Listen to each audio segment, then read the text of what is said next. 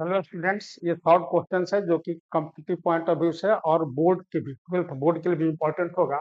ये metals and एलवाई के संबंध में पूछा। कहता है क्या, choose the correct alternative. Alloy of metals usually है ग्रेटर रेजिस्टिविटी होता है। दूसरा का जो होता है इसका lower temperature coefficient of reference होता है मेटल से। तीसरा का जो है कहता है कि मीन हो या कॉन्स्टेंटिन हो, जो भी एलवाई होगा that is independent of increase of temperature होता है। और चौथा में रेजिस्टिविटी ऑफ फिजिकल इंस्ट्रूमेंट, जैसे अंबर है।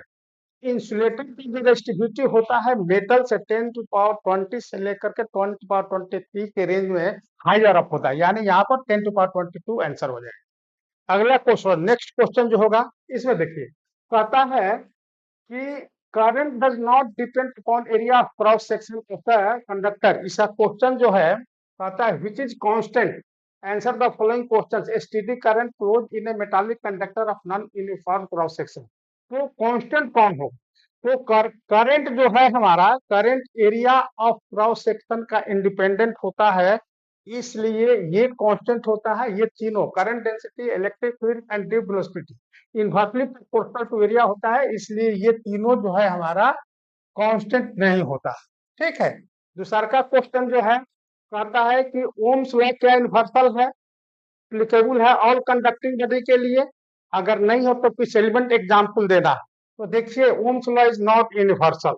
एग्जाम्पल के रूप में चाहे ट्रांजिस्टर्स हो या आपका डायोड्स हो, थर्मिस्टर्स हो, इस जो कि नॉन ओहमिक ये एलिमेंट्स होते हैं, इस पर ये लागू नहीं होता। ठीक है।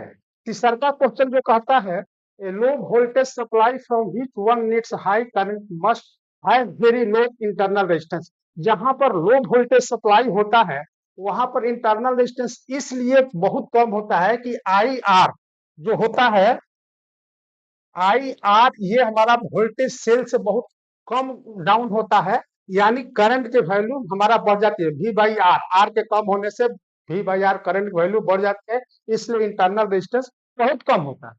चौथा क्वेश्चन है कि जहां पर हाई टेंशन सप्लाई होता है, जैसे 6 केवी वोल्ट का, तो वहां पर इंटरनल स्ट्रेस हाई इसलिए होता है कि इंटरनल अगर हाई नहीं होगा तो करंट इतना बढ़ जाएगा, एक्सीड कर जाएगा कि वह जो है सेफ्टी वहां पर शॉर्ट सर्किट के केस में एक्सीड द सेफ ये हो जाता है, सेफ लिमिट को एक्सीड कर जाएगा और उसमें जो डैमेज हो जाएगा, जो डिवाइस होंगे, एलिमेंट्स होंगे, डैमेज होने की संभावना होती है, इसलिए एक्सटर्नल इंटरनल रेजिस्टेंस हाई होता है इस केस में। थैंक्स।